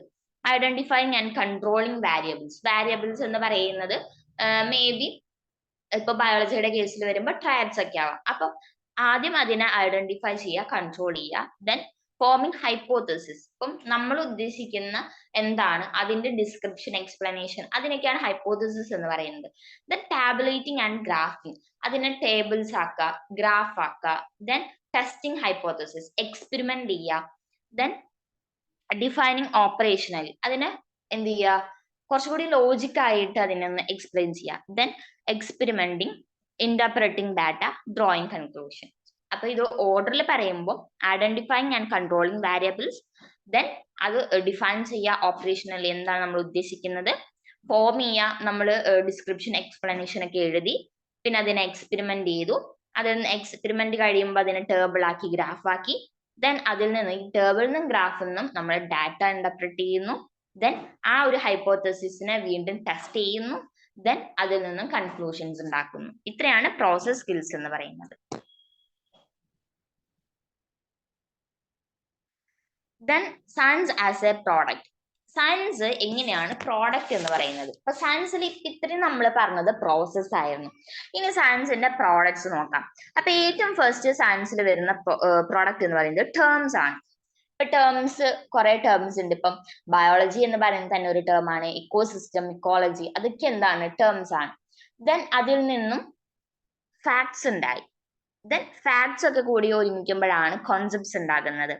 അതിൽ നിന്നുമാണ് പ്രിൻസിപ്പിൾസ് ഉണ്ടാകുന്നത്. ആ പ്രിൻസിപ്പിൾസ് നിന്നാണ് തിയറീസ് ഫോം ചെയ്യുന്നത്. തിയറീസ് നിന്നാണ് ലോസ് ഉണ്ടാക്കുന്നത്. ലോസ് നിന്നാണ് റൂൾസ് ഉണ്ടാക്കുന്നത്. ഇത്രയാണ് ഫ്ലോ ചാർട്ട് എന്ന് പറയുന്നത്. സയന്റിഫിക് പ്രോഡക്റ്റിന്റെ ഏറ്റവും ഫസ്റ്റ് ഉണ്ടാകുന്ന പ്രോഡക്റ്റ് ഏതാണ്? ടേംസ്. ദെൻ ലാസ്റ്റ് ഉണ്ടാകുന്നതാണ് എന്ത്? റൂൾസ്. ഇത്രയാണ് സയന്റിഫിക് പ്രോഡക്ട്സ് എന്ന് പറയുന്നത്. ബേസിക് കമ്പണൻസ് ഓഫ് പ്രോഡക്റ്റ് എന്ന് പറയുന്നത്, ബേസിക് കമ്പണൻസ് എന്ന് പറയുന്നത് ടേംസ്, ഫാക്ട്സ്, കോൺസെപ്റ്റ്സ്, പ്രിൻസിപ്പിൾസ് ഒക്കെയാണ്. ദെൻ ഈ സയൻസ് എന്ന് പറയുന്നത് ഒരു ഡൈനാമിക് നേച്ചർ ഉള്ളതാണ്. അതായത് പ്രോഗ്രസീവ് ആണ്, എപ്പോഴും വളർന്നുകൊണ്ടേയിരിക്കും. ഓക്കെ. ദെൻ സയൻസ് ഒരു പ്ലേസിൽ എത്തുമ്പോൾ അത് കംപ്ലീറ്റ് ആകുന്നില്ല, പിന്നെ അതിന്റെ മീതെ സ്റ്റഡീസ് വരുന്നുണ്ട്.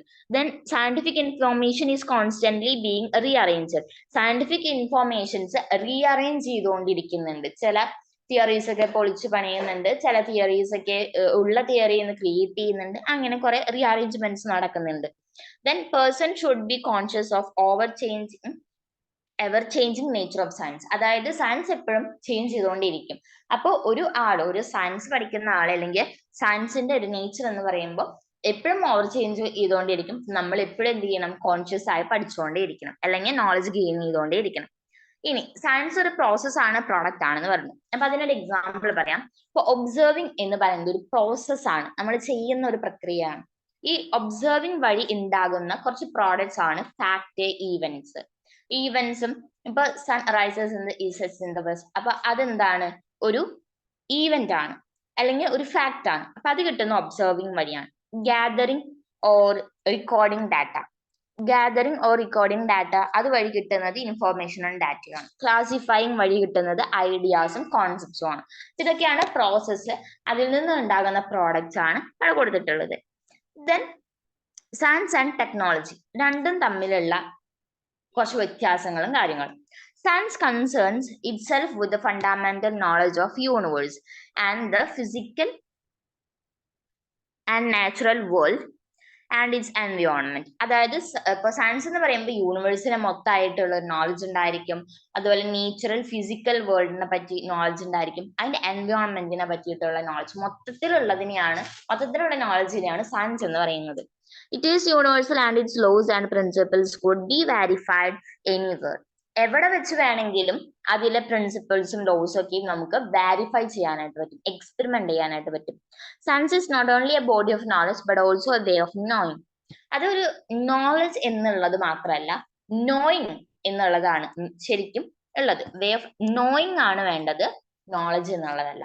Then science operates through it's process ഉണ്ട്, അത് വെച്ചിട്ടാണ് സയൻസ് എല്ലാതും ക്രിയേറ്റ് ചെയ്യുന്നത്.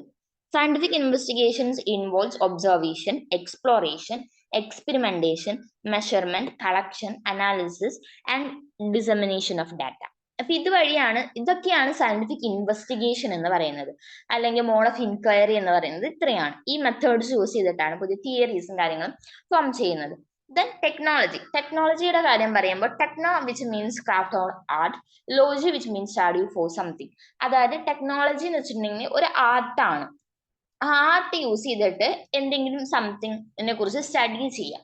അതാണ് എന്ത്? ടെക്നോളജി. എഞ്ചിനീയറിംഗ് ഒക്കെ ഈ ടെക്നോളജി ഫീൽഡിൽ വരുന്നതാണ്. അപ്പം എന്തെങ്കിലും ഇപ്പൊ ഒരു സംഭവത്തിനെ കുറിച്ചിട്ട് ആർട്ട് അല്ലെങ്കിൽ ക്രാഫ്റ്റ് രീതിയിൽ എങ്ങനെ നമുക്ക് അതിനെ സ്റ്റഡി ചെയ്യാം, അതാണ് ടെക്നോളജിയിൽ വരുന്നത്. Technology is both A form of knowledge and skill. അതിന് നോളജ് മാത്രം പോരാ, അത് കുറച്ചും കൂടി പ്രാക്ടിക്കൽ അല്ലെങ്കിൽ അപ്ലിക്കബിൾ ലെവലിൽ കുറച്ചും കൂടി ഇമ്പോർട്ടൻസ് കൊടുക്കുന്നുണ്ട്. അപ്പൊ അവിടെ സ്കിൽസും കൂടി വേണം. Then it borrows the concepts and the skills from the other disciplines like science. അതായത് വേറെയും കുറെ സയൻസിന്റെ ഡിസിപ്ലിൻസ് ഇത് എന്ത് ചെയ്യുന്നുണ്ട്, കുറെ കോൺസെപ്റ്റ്സും സ്കിൽസും ഒക്കെ ബോറോ ചെയ്യുന്നുണ്ട്. Technology deals with a number of ways and means of science into service of mankind. അതായത് ഹ്യൂമൻസിന് സർവീസ് കൊടുക്കാൻ അല്ലെങ്കിൽ ഹ്യൂമൻസിന് കുറെ യൂസ്ഫുൾ ആയിട്ടുള്ള ടെക്നോളജീസ് ഡെവലപ്പ് ചെയ്യാൻ സയൻസിനെ യൂസ് ചെയ്യുന്നുണ്ട്. ടെക്നോളജി സയൻസിനെ യൂസ് ചെയ്തിട്ടാണ് ടെക്നോളജീസും കാര്യങ്ങളും ഡെവലപ്പ് ചെയ്യുന്നത്. Technological investigations involves process similar two science. അതായത് ടെക്നോളജിക്കലി അവരുടെ ഇൻവെസ്റ്റിഗേഷൻ എന്ന് പറയുന്നതും സയൻസിന്റെ ഇൻവെസ്റ്റിഗേഷൻ എന്ന് പറയുന്നതും രണ്ടിന്റെയും പ്രോസസ്സ് സെയിം ആണ്. പ്രോസസ്സ് നമ്മൾ പറഞ്ഞു, ഐഡന്റിഫൈ ചെയ്യുക, ഡാറ്റ കളക്ട് ചെയ്യുക, അതിന് ഹൈപ്പോത്തിസിസ് എഴുതുക, ടെസ്റ്റ് ചെയ്യുക, ടേബിളേറ്റിംഗ്, ഗ്രാഫിംഗ്, ഇതൊക്കെ പറഞ്ഞില്ലേ. അപ്പം അതൊക്കെ തന്നെയാണ് ടെക്നോളജിക്കൽ ഇൻവെസ്റ്റിഗേഷനിലും വരുന്ന process. Then scientific literacy. Scientific literacy എന്ന് പറയുന്നത് means a firm understanding of nature of science and interrelationship between science, technology and society. അതായത് ഇപ്പം സയൻസിനെ പറ്റിയും ടെക്നോളജീനെ പറ്റിയും ഇത് രണ്ട് യൂസ് ചെയ്യുന്ന സൊസൈറ്റീനെ പറ്റിയുള്ള ഇന്റർ റിലേഷൻഷിപ്പ് അത് അണ്ടർസ്റ്റാൻഡ് ചെയ്യുക. അതുപോലെ തന്നെ നേച്ചർ ഓഫ് സയൻസ് അണ്ടർസ്റ്റാൻഡബിൾ ആണ്. അപ്പൊ ഇതിനെയാണ് സയന്റിഫിക് ലിറ്ററസി എന്ന് പറയുന്നത്. അല്ലാതെ സയൻസ് അറിയുന്ന ഒരാൾക്ക് സയന്റിഫിക് ലിറ്ററസി ഉണ്ടെന്ന് പറയാൻ പറ്റില്ല. സയൻസും ടെക്നോളജിയും അത് യൂസ് ചെയ്യുന്ന സൊസൈറ്റീനെയും പറ്റിയിട്ട് എല്ലാത്തിനെയും പറ്റിയിട്ടുള്ള നോളജ് ഉണ്ടെങ്കിലാണ് സയന്റിഫിക് ലിറ്ററസി ഉണ്ടെന്ന് നമ്മൾ പറയുള്ളൂ. Scientific literacy good science background ഉണ്ടെങ്കിലാണ് knowledge of fact, concepts, theories with ability to apply them. Good scientific background ഉണ്ടെങ്കിലാണ് നോളജിനെ യൂസ് ചെയ്തിട്ട് എവിടെയെങ്കിലൊക്കെ അപ്ലൈ ചെയ്യാൻ പറ്റുള്ളൂ. A clear understanding of the nature of science. സയൻസിന് ഒരു ക്ലിയർ അണ്ടർസ്റ്റാൻഡിങ്, അതിന്റെ നേച്ചറിന് ഒരു ക്ലിയർ അണ്ടർസ്റ്റാൻഡിങ് വേണം. പിന്നെ അതുപോലെ positive attitudes two science and technology. Positive attitude ഉണ്ടായിരിക്കണം സയൻസിനും ടെക്നോളജിയും. അങ്ങനെയുള്ളതിനെയാണ് സയന്റിഫിക് ലിറ്ററസി എന്ന് പറയുന്നത്. അപ്പം ഇത്രയാണ് സയൻസിനെ പറ്റിയിട്ടുള്ള അതിന്റെ നേച്ചർ എന്ന് പറയുന്നത്. ദെൻ നമുക്ക് സ്കോപ്പും റെലവൻസും നോക്കാം.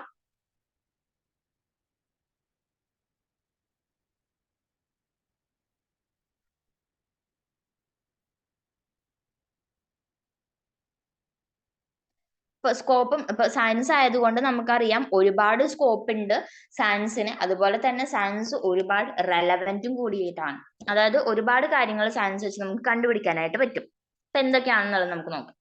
Natural sciences, അതായത് this include disciplines such as physics, chemistry, biology, geology and astronomy. These sciences study the physical and natural world, its phenomena from the smallest particle to largest structure in the universe. അതായത് natural science എന്ന് പറയുന്നത് സയൻസിന്റെ ഒരു ബ്രാഞ്ചാണ്. അപ്പൊ ഈ ബ്രാഞ്ചിൽ ഇഷ്ടം പോലെ ഡിസിപ്ലിൻസ് ഉണ്ട്. അതായത് ഫിസിക്സ് ഒരു ഡിസിപ്ലിൻ ആണ്, കെമിസ്ട്രി ഒരു ഡിസിപ്ലിൻ ആണ്. അങ്ങനെ പലതരം ഡിസിപ്ലിൻസ് ഈ നേച്ചുറൽ സയൻസിൽ തന്നെയുണ്ട്. നേച്ചുറൽ സയൻസ് ആ വേർഡ് മീൻ ചെയ്യുന്നത് പോലെ തന്നെ നേച്ചറിനെ കുറിച്ച് പഠിക്കുക, നേച്ചുറൽ വേൾഡിനെ കുറിച്ച് പഠിക്കുക എന്നുള്ളതാണ് അവിടെ വരുന്നത്. ഇപ്പൊ ഫിനോമിനാസ്, സ്മോളസ്റ്റ് ആയിട്ടുള്ള ഫിനോമിനാസ് ടു ലാർജസ്റ്റ് ഫിനോമിനാസിനെ വരെ പറ്റി പഠിക്കുന്നതാണ് നാച്ചുറൽ സയൻസ്. അപ്പൊ അവിടെ വാസ്റ്റ് സ്കോപ്പാണ്. അതായത് ഫിസിക്സ് എന്ന് പറയുമ്പോൾ അതിന്റെ അപ്ലിക്കേഷൻ ലെവലിലുള്ള ബ്രാഞ്ച് ആണ് എന്ത്, ഇപ്പൊ ആസ്ട്രോനോട്ടിക്കൽ എഞ്ചിനീയറിംഗ് അതൊക്കെ. അപ്പം അതിന്റെ ബേസിക്സ് എന്ന് പറയുന്നത് ഫിസിക്സ് ആണ്. അപ്പം എന്ത് ചെയ്യാം, ഈ ഫിസിക്സ് യൂസ് ചെയ്തിട്ട് നമുക്ക് എന്ത് ചെയ്യാം, അത്രയ്ക്കും അഡ്വാൻസ്ഡ് ആയിട്ടുള്ള കാര്യങ്ങൾക്ക് സ്കോപ്പ് ഉണ്ടെന്നാണ് പറയുന്നത്. അതുപോലെ തന്നെ ഓരോ ഡിസിപ്ലിനും അതിൻ്റെതായിട്ടുള്ള സ്കോപ്പ് ഉണ്ട്. ഇനി social sciences, this includes discipline such as psychology, sociology, anthropology, political science, economics. These sciences study human behavior, societies, institutions, and seek to understand how they function and evolve over time. Social science എന്ന് പറയുന്നത് ഇത്രയും subjects ആണ്. Anthropology, sociology, psychology, political science. ഇതിലൊക്കെ main ആയിട്ടും അവർ മീൻ ചെയ്യുന്നത് ഇപ്പൊ human ബിഹേവിയറിനെ പറ്റി പഠിക്കുക, സൊസൈറ്റീനെ പറ്റി പഠിക്കുക, ഇൻസ്റ്റിറ്റ്യൂഷൻസിനെ പറ്റി പഠിക്കുക, അതൊക്കെയാണ്. എങ്ങനെയാണ് അവർ ഇവോൾവ് ചെയ്യുന്നത്, അപ്പൊ അതിനൊക്കെ പറ്റി പഠിക്കുന്നതാണ് ഈ ഒരു ഡിസിപ്ലിൻസ്. അപ്പൊ ഇവിടെയും വാസ്റ്റ് ആയിട്ടുള്ള സ്കോപ്പ് ഉണ്ട്. ഇപ്പം ആന്ത്രോപോളജി ആയാലും സോഷ്യോളജി ആയാലും പൊളിറ്റിക്കൽ സയൻസ് ആയാലും എക്കണോമിക്സ്. ഇപ്പൊ എക്കണോമിക്സ് ഒക്കെ നമ്മുടെ ഇപ്പോഴത്തെ എക്കണോമി എങ്ങനെയാണ് പോകുന്നതൊക്കെ അറിയണമെന്നുണ്ടെങ്കിൽ എക്കണോമിക്സ് പഠിച്ചിരിക്കണം. അപ്പം ഇതിലേക്കും ഒരുപാട് സ്കോപ്പ് ഉണ്ട്. Then applied sciences. ഇപ്പം ഇത്രയും പറഞ്ഞത് കുറച്ച് കൺവെൻഷണൽ അല്ലെങ്കിൽ ട്രഡീഷണൽ സബ്ജക്ട്സ് ആണെന്നുണ്ടെങ്കിൽ ഇനി കുറച്ച് അപ്ലൈഡ് സയൻസ് ഉണ്ട്. അതായത് ഇപ്പോൾ എഞ്ചിനീയറിംഗ്, മെഡിസിൻ, അഗ്രികൾച്ചർ, എൻവയോൺമെന്റൽ സയൻസ്, ഇതൊക്കെയും അപ്ലൈഡ് ലെവൽ സയൻസസ് ആണ്. കൺവെൻഷണൽ ഡിസിപ്ലിൻസ് പോലെ അല്ല, ഇതൊക്കെയും അപ്ലൈ അല്ലെങ്കിൽ അപ്ലിക്കേഷൻ ലെവലിലാണ്. ഓക്കെ, അപ്പൊ these sciences apply scientific principles, techniques. ഇതൊക്കെ സയന്റിഫിക് പ്രിൻസിപ്പിൾസും ടെക്നിക്സും അപ്ലൈ ചെയ്തുകൊണ്ട് പ്രാക്ടിക്കൽ പ്രോബ്ലംസ് സോൾവ് ചെയ്യുന്നുണ്ട്, പീപ്പിൾസിന്റെ ലൈഫിനെ ഇംപ്രൂവ് ചെയ്യുന്നുണ്ട്. അപ്പൊ അതാണ് അപ്ലൈഡ് സയൻസിന്റെ പ്രത്യേകത ഇപ്പം മറ്റേ നേച്ചുറൽ സയൻസ് അല്ലെങ്കിൽ കൺവെൻഷണൽ സയൻസ് ഡിസിപ്ലിൻസ് എന്ന് പറയുമ്പോൾ അവരൊരിക്കലും ഇപ്പോൾ പീപ്പിൾസിന്റെ അതിനെ ഇംപ്രൂവ് ചെയ്യാനുള്ള കാര്യങ്ങളൊന്നും കൊണ്ടുവരുന്നില്ല. പക്ഷെ ഈ അപ്ലൈഡ് സയൻസ് അല്ലെങ്കിൽ ഡിസിപ്ലിൻസ് എന്ന് പറയുമ്പോൾ ഇവര് പുതിയ പുതിയ കാര്യങ്ങൾ ഹ്യൂമൻസിന് യൂസ്ഫുൾ ആയിട്ടുള്ള കാര്യങ്ങൾ കൊണ്ടുവരുന്നുണ്ട്. അപ്പൊ അവിടെ വാസ്റ്റ് സ്കോപ്പാണ്. ഇപ്പൊ ബയോടെക്നോളജി, എഞ്ചിനീയറിംഗ് അതൊക്കെയും എന്താണ് ന്യൂലി എമേർജ്ഡും അതുപോലെ നാനോ ടെക്നോളജിക്കൽ ന്യൂലി എമേർജ്ഡ് ആയിട്ടുള്ള പുതിയ പുതിയ അപ്ലൈഡ് സയൻസസ് ആണ്. Then Inter disciplinary sciences. This include areas such as neuroscience, bioinformatics, environmental science. അതായത് ഇപ്പൊ ഇതൊക്കെ എന്താണ് ഇന്റർ ഡിസിപ്ലിനറി സയൻസ് ആണ്. ഇന്റർ ഡിസിപ്ലിനറി സയൻസ് എന്ന് പറയുന്നത് ഇപ്പൊ കൺവെൻഷണൽ സയൻസ് ഉണ്ടെന്ന് നമ്മൾ പറഞ്ഞു. അപ്പൊ കൺവെൻഷണൽ സയൻസിൽ ഒന്നാണ് കമ്പ്യൂട്ടർ സയൻസ് എന്ന് പറയുന്നതും പിന്നെ ബയോളജി എന്ന് പറയുന്നതും. അത് രണ്ടും കൂടി കമ്പൈൻ ചെയ്തിട്ട് എന്തിനെ യൂസ് ചെയ്യും? Problem solving. ഇപ്പൊ നമ്മുടെ ഹ്യൂമൻ ലൈഫിൽ ചില കുറെ കാര്യങ്ങൾ, കുറെ പ്രോബ്ലംസ് ഉണ്ട്. അപ്പൊ അതിനെ സോൾവ് ചെയ്യാൻ വേണ്ടി ബയോളജിയും കമ്പ്യൂട്ടർ സയൻസും ഒരുമിച്ച് യൂസ് ചെയ്യും. അപ്പൊ അതിനെയാണ് ബയോ ഇൻഫോർമാറ്റിക്സ് എന്ന് പറയുന്നത്. ദെൻ എൻവയോൺമെന്റൽ സയൻസ് അതുപോലെ ഇന്റർ ഡിസിപ്ലിനറി സയൻസസ് ആണ്. ഇതെല്ലാം യൂസ് ചെയ്യുന്നത്, ഈ ഇന്റർ ഡിസിപ്ലിനറി സയൻസ് മെയിൻ ആയിട്ട് യൂസ് ചെയ്യുന്നത് അല്ലെങ്കിൽ മൾട്ടിപ്പിൾ ഡിസിപ്ലിൻസ് ഒരുമിച്ച് യൂസ് ചെയ്യുന്നത് കുറച്ചും കൂടി ഇംപ്രൂവ്ഡ് ആയിട്ടുള്ള അല്ലെങ്കിൽ അഡ്വാൻസ്ഡ് ആയിട്ടുള്ള ഐഡിയാസും അല്ലെങ്കിൽ കുറച്ചും കൂടി കോംപ്ലക്സ് ആയിട്ടുള്ള സൊല്യൂഷൻസും കാര്യങ്ങളും കിട്ടാൻ വേണ്ടിയിട്ടാണ്. Then basic research. This is research that seeks to expand our fundamental knowledge of the natural world. അതായത് നമ്മുടെ നേച്ചുറൽ വേൾഡിനെ കുറിച്ച് നമുക്കുള്ള ഒരു ഫണ്ടമെന്റൽ നോളജ് ഉണ്ട്. അപ്പൊ അതിനെ കുറച്ചും കൂടി എക്സ്പാൻഡ് ചെയ്യാൻ വേണ്ടി സഹായിക്കുന്നത് ബേസിക് റിസർച്ച് ആണ്. അപ്പൊ without necessarily having any immediate physical practical application, basic research is essential for advancing our understanding of the world around us and can often lead to unexpected discoveries and breakouts. അതായത് ഇപ്പം നമുക്ക് natural വേൾഡിനെ കുറിച്ച് ഒരു fundamental knowledge ഉണ്ട്. അപ്പൊ അതിനെക്കുറിച്ച് ഇപ്പൊ ചെറിയ ചെറിയ കാര്യങ്ങളാണെങ്കിൽ അതിനെക്കുറിച്ച് പ്രാക്ടിക്കൽ ആപ്ലിക്കേഷൻ എങ്ങനെ ചെയ്യാം, അപ്പൊ അതൊക്കെയും നമ്മുടെ ബേസിക് റിസർച്ചിൽ വരുന്നതാണ്. നമ്മൾ ചെയ്യുന്ന കുഞ്ഞു കുഞ്ഞു റിസർച്ചും കാര്യങ്ങളാണ് ബേസിക് റിസർച്ചിൽ വരുന്നത്. Okay, then applied research. This is research that seeks to apply scientific knowledge and principles to practical problems and create new technologies, products, services that improve people's life. അതായത് ഇപ്പം പീപ്പിൾസിന്റെ ലൈഫിന് വേണ്ടി കുറെ ടെക്നോളജീസ്, പുതിയ പുതിയ പ്രോഡക്ട്സ്, പുതിയ പുതിയ സർവീസസ് അതൊക്കെയും ക്രിയേറ്റ് ചെയ്യുക, അല്ലെങ്കിൽ പ്രാക്ടിക്കൽ പ്രോബ്ലംസിന് കുറെ സൊല്യൂഷൻസ് കൊടുക്കുക, ബേസിക് ആയിട്ടുള്ള സയന്റിഫിക് നോളജ് അതുപോലെ തന്നെ പ്രിൻസിപ്പിൾസ് അപ്ലൈ ചെയ്തുകൊണ്ട്. ഇതിനെയാണ് അപ്ലൈഡ് റിസർച്ച് എന്ന് പറയുന്നത്. കുറച്ചും കൂടി വാസ്റ്റ് ആയിട്ടുള്ള റിസർച്ച് ആണ്. അതായത് കുറച്ചും കൂടി സയന്റിസ്റ്റുകൾ ചെയ്യുന്ന റിസർച്ച് ആയിട്ട് നമുക്ക് പറയാം. അപ്പൊ അങ്ങനെ സയന്റിസ്റ്റ് യൂസ് ചെയ്യുന്ന അല്ലെങ്കിൽ ചെയ്യുന്ന ഈ അപ്ലൈഡ് റിസർച്ച് വഴി ഒരുപാട് ടെക്നോളജീസ് പുതിയത് ഫോം ചെയ്യും. അതുപോലെ പ്രോഡക്ട്സും ഉണ്ടാകുന്നു. ആർക്ക് യൂസ്ഫുൾ ആയിട്ടുള്ളത്? ഹ്യൂമൻസിന് യൂസ്ഫുൾ ആയിട്ടുള്ളത്. Applied research often involves collaboration between scientist and industry partners. ഇപ്പൊ സയന്റിസ്റ്റ് ആണ് ഇൻഡസ്ട്രി പാർട്ട്നേഴ്സിനെ ഹെൽപ്പ് ചെയ്യുന്നത് അവരുടെ പ്രോഡക്ട്സ് കുറച്ചും കൂടി എന്താക്കാൻ, വാല്യുബിൾ അല്ലെങ്കിൽ മാർക്കറ്റിൽ കുറച്ചും കൂടി പ്രോഫിറ്റബിൾ ആക്കാൻ വേണ്ടിയിട്ട്. അപ്പൊ അതെല്ലാം ഈ അപ്ലൈഡ് റിസർച്ചിൽ വരുന്ന കാര്യങ്ങളാണ്. Then scientific education. This is the study and teaching of science from primary school to postgraduate level. Science education is essential for preparing future generation of scientists, engineers, and other professionals who will use science to address the challenges of the future. അതായത് scientific education എന്ന് പറയുന്നതും ഒരു important ആയിട്ടുള്ള സ്കോപ്പുള്ള ഒരു ഫീൽഡാണ്.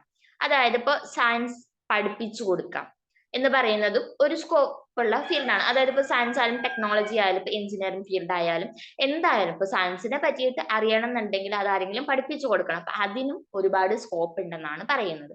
ഇത്രയുമാണ് സയൻസിൽ വരുന്ന ഒരുപാട് ഡിസിപ്ലിൻസ്. സയൻസിൽ വരുന്ന ഡിസിപ്ലിൻസ് ഒന്നും നമുക്ക് എന്ത് ചെയ്യാൻ പറ്റില്ല, ഇപ്പം 1-2 പേജിൽ ഒതുക്കാൻ പറ്റില്ല. അതിനും കൂടുതൽ ഡിസിപ്ലിൻസ് സയൻസിലുണ്ട്. അപ്പൊ നമുക്കറിയാവുന്ന ചില ഡിസിപ്ലിൻസും കാര്യങ്ങളും ഉണ്ടാകും. അപ്പൊ ഒരുപാട് സ്കോപ്പാണ് സയൻസിലും ടെക്നോളജിയിലും ഉള്ളത്. 1-2 സ്കോപ്പല്ല, ഒരുപാട് സ്കോപ്പാണ് സയൻസും ടെക്നോളജി പ്രൊവൈഡ് ചെയ്യുന്നത്. ദെൻ സയൻസും ടെക്നോളജിയും അതിന്റെ റെലവൻസ് എന്താണ്, ഇമ്പോർട്ടൻസ് എന്താണെന്ന് നോക്കാം. ഓക്കെ, ഇപ്പം സയൻസ് ആൻഡ് ടെക്നോളജിയുടെ റെലവൻസ് എന്ന് പറയുമ്പോൾ ഇപ്പൊ സയൻസ് ഗുഡ്സ് സർവീസസിന്റെ പ്രൊഡക്ഷൻ കൂട്ടുന്നുണ്ട്. അതായത് ഇപ്പൊ കുറെ ടെക്നോളജീസും കാര്യങ്ങളും കൊണ്ടുവന്നു, പുതിയ ടെക്നോളജികൾ കൊണ്ടുവന്നത് വഴി ഇൻഡസ്ട്രിയിലൊക്കെ കുറെ പുതിയ ടെക്നോളജി, പുതിയ മെഷീൻസ് ഒക്കെ കൊണ്ടുവരുന്നത് വഴി ഗുഡ്സും സർവീസസും ഒക്കെ കുറച്ചും കൂടി കൂടുതൽ പ്രൊഡ്യൂസ് ചെയ്യാനായിട്ട് പറ്റുന്നുണ്ട്. അപ്പൊ അത് സയൻസിന്റെയും ടെക്നോളജിന്റെയും ഒരു റെലവൻസ് ആണ്. then reduces amount of labor needed to produce goods and services. ഈ ഗുഡ്സും സർവീസസ് ഒക്കെ ഉണ്ടാക്കാൻ കുറെ ലേബർ ഫോഴ്സ് ആവശ്യമാണ്. പക്ഷെ അതൊന്നും ഇപ്പൊ ഇല്ല. ലേബർ ഫോഴ്സ് വളരെ കുറവാണ് വേണ്ടത്. കാരണം അതിന് മാത്രമുള്ള മെഷീൻസും കാര്യങ്ങളും എന്ത് ചെയ്യുന്നുണ്ട്, ഇപ്പൊ പുതുതായിട്ട് കണ്ടുപിടിക്കുന്നുണ്ട്, ഇൻവെന്റ് ചെയ്യുന്നുണ്ട്. അപ്പൊ ലേബർ ഫോഴ്സ് കുറയ്ക്കാനായിട്ട് പറ്റുന്നുണ്ട്. അത് ലേബർ ഫോഴ്സ് കുറഞ്ഞാലും എന്ത് ചെയ്യാൻ പറ്റും, അവിടെ ഗുഡ് സർവീസസ് കുറച്ചും കൂടി കൂടുതൽ പ്രൊഡ്യൂസ് ചെയ്യാനായിട്ടും പറ്റുന്നുണ്ട്. has increased the capability of innovations in different fields and areas. അതായത് കുറെ പുതിയ പുതിയ ഇന്നോവേഷൻസ്, അതായത് ഇന്നോവേഷൻസ് വെച്ചിട്ടുണ്ടെങ്കിൽ പുതിയ പുതിയ കാര്യങ്ങൾ. അപ്പൊ ഇന്നോവേഷൻസ് ഡിഫറെന്റ് ഫീൽഡിലും ഡിഫറെന്റ് ഏരിയാസിലും വരുന്നുണ്ട്. കുറെ പുതിയ ഇന്നോവേഷൻസ്. അപ്പൊ ട്രഡീഷണൽ കൺവെൻഷണൽ രീതികൾ മാറി ഇന്നോവേറ്റീവ് ആയിട്ടുള്ള വേസിലോട്ട് അല്ലെങ്കിൽ ഇന്നോവേറ്റീവ് ആയിട്ടുള്ള രീതിയിലോട്ട് മാറുന്നുണ്ട്. Then technology make labour easier. അതായത് ഇപ്പൊ ലേബേഴ്സിന് ഈസി ആയിട്ട് ഒരു കാര്യം ഹാൻഡിൽ ചെയ്യാൻ വേണ്ടിയിട്ട് ടെക്നോളജി എന്ത് ചെയ്യുന്നുണ്ട്, ഹെൽപ്പ് ചെയ്യുന്നുണ്ട്. Then increase job channels. ഇപ്പം ടെക്നോളജിയും സയൻസും അഡ്വാൻസ് ചെയ്യുന്നതനുസരിച്ച് ഒരുപാട് ജോബ് ഓപ്പർച്യൂണിറ്റീസ് വരും. ഇപ്പൊ ഫോർ എക്സാമ്പിൾ ഇപ്പൊ ഏറ്റവും മുമ്പിൽ നിൽക്കുന്ന ഒരു ടെക്നോളജിയാണ് AI, ആർട്ടിഫിഷ്യൽ ഇന്റലിജൻസ്. അപ്പം അവിടെ ഇപ്പൊ വരുന്നത് വഴി ഇപ്പം AI ക്യാമറാസ് നമ്മളിപ്പോ കേട്ടിട്ടുണ്ടാകും. അപ്പൊ അതിൽ കുറെ എന്ത് ചെയ്യുന്നുണ്ട്, ലേബേഴ്സിന് എന്ത് ചെയ്യുന്നുണ്ട്, ജോബ് കിട്ടുന്നുണ്ട്. അപ്പൊ ജോബ് വാക്കൻസീസിന്റെ കേസിലും ഒരുപാട് ഇമ്പ്രൂവ്മെന്റ് നടക്കുന്നുണ്ട്. പക്ഷെ ചില ഒരു ഡ്രോബാക്ക് എന്ന് പറയുന്നത് ചില ഇൻഡസ്ട്രീസിൽ ലേബർ ഫോഴ്സ് കുറയ്ക്കുന്നുണ്ട്. പക്ഷെ അതനുസരിച്ച് തന്നെ എന്ത് ചെയ്യുന്നുണ്ട്, കൂട്ടുന്നുണ്ട് എന്ത് ജോബ് ഓപ്പർച്യൂണിറ്റീസ്. അപ്പൊ ടെക്നോളജി യൂസ് ചെയ്യുന്നത് വഴി ഒരു ഡിക്ലൈനിങ് ആയിട്ടുള്ള ഹ്യൂമൻസിന് യൂസ്ഫുൾ ആയിട്ടുള്ള കാര്യങ്ങൾ കുറയുന്നില്ല. ഹ്യൂമൻസിന് ഏറ്റവും യൂസ്ഫുൾ ആണെന്ന് തന്നെ നമുക്ക് പറയാം ടെക്നോളജിയും സയൻസും. Then it gives people higher living standard. അതായത് പ്രൊവിഷൻ ഓഫ് സോഷ്യൽ സർവീസ്. ഇപ്പം നമുക്ക് പണ്ടൊക്കെ എന്ന് വെച്ചിട്ടുണ്ടെങ്കിൽ കാളവണ്ടി, കുതിരവണ്ടി ഒക്കെ ആയിരുന്നു. പക്ഷെ ഇപ്പൊ നമ്മൾ യൂസ് ചെയ്യുന്നത് പ്ലെയിൻസ്, ട്രെയിൻസ്, അതൊക്കെയാണ്, മെട്രോസ് ഒക്കെയാണ്. അപ്പൊ എത്രത്തോളം നമ്മൾ അഡ്വാൻസ്ഡ് ആയി എന്നുള്ളത് നമ്മൾ മനസ്സിലാക്കുക. അപ്പൊ ഹ്യൂമൻസിന്റെ ലിവിങ് സ്റ്റാൻഡേർഡും കൂടിയിട്ടുണ്ട് അതനുസരിച്ച്. അപ്പൊ നമുക്ക് ഇപ്പൊ ഒരു 3 hourല് ഒരു പ്ലേസിൽ എത്താനായിട്ട് മിനിമം ഒരു 3 hour എങ്കിലും മതിയാവും. അതുപോലെ അത്രയും അഡ്വാൻസ്ഡ് ആണ് എന്ത് ഒരു നമ്മുടെ ഇപ്പോഴത്തെ സയൻസ് ആൻഡ് ടെക്നോളജി എന്ന് പറയുന്നത്. അത് ഏത് ഫീൽഡിലായാലും, ട്രാൻസ്പോർട്ടേഷനിൽ മാത്രമല്ല എല്ലാ ഫീൽഡിലും വളരെ ഇംപ്രൂവ്ഡ് ആണ് നമ്മുടെ സയൻസ് ആൻഡ് ടെക്നോളജി. ഇത്രയാണ് അതിന്റെ റെലവൻസ്. ഇത്രയും മാത്രമല്ല, ഒരുപാട് റെലവൻസ് അല്ലെങ്കിൽ ഒരുപാട് ഇമ്പോർട്ടൻസ് സയൻസ് ആൻഡ് ടെക്നോളജിക്ക് ഉണ്ട്. ഞാൻ ജസ്റ്റ് അതിന്റെ കുറച്ച് പോയിന്റ്സ് പറഞ്ഞെന്നുള്ളൂ. അപ്പൊ ഇതുപോലെയുള്ള പോയിന്റ്സ് വേണം കണ്ടുപിടിക്കാനായിട്ട്.